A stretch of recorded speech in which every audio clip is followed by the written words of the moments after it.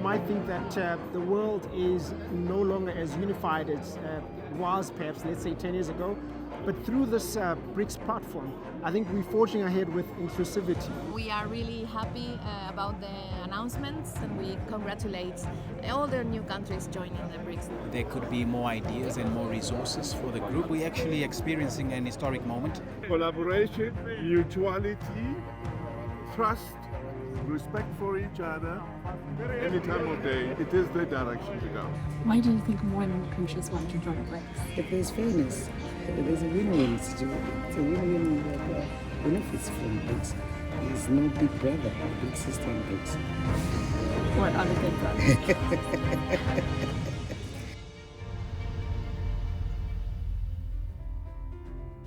The world's gaze is firmly fixed on the BRICS summit in Johannesburg. And just today, the group invited 6 countries, namely Argentina, Egypt, Iran, Ethiopia, Saudi Arabia, and the United Arab Emirates, to become its new members. So what sets BRICS apart, and how is it building a new world order? Join us as we lend an ear to the Global South perspectives of entrepreneurs, policymakers, and journalists. For Africa and for the world, BRICS is a huge population, huge technology. It is not a dominating power, it is not colonial power, it is a fair cooperative power, and that's what the world needs in the 21st century. The other organization in the world, for example, the G7, it's a gathering of the powers that invaded Africa and sucked its fortune for years. But Russia, China, Brazil, and was never a colonizing power, and they move in the international domain fairly. So that's what we need, a fair new world.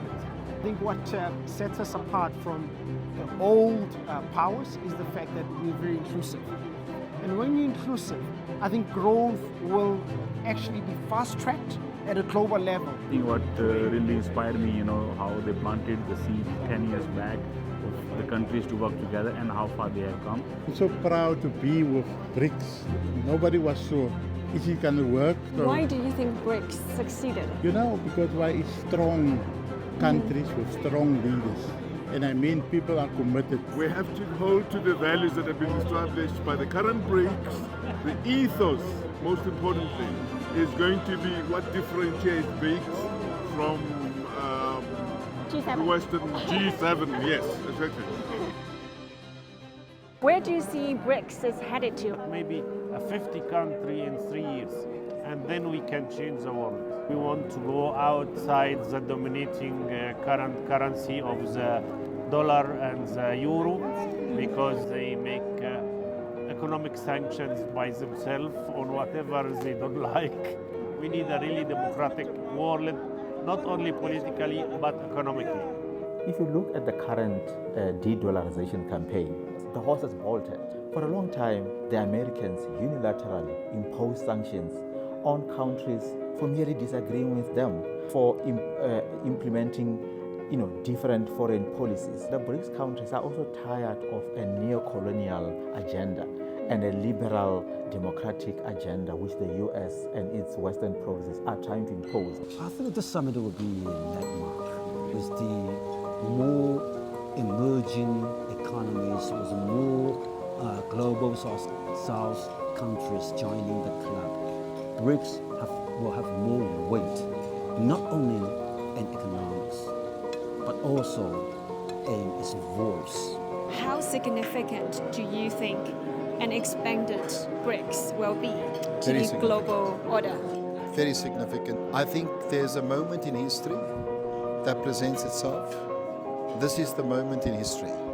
And I know President Xi will lead it, but I do hope that the other presidents follow to take BRICS into its rightful place as a leading multilateral body in the global community.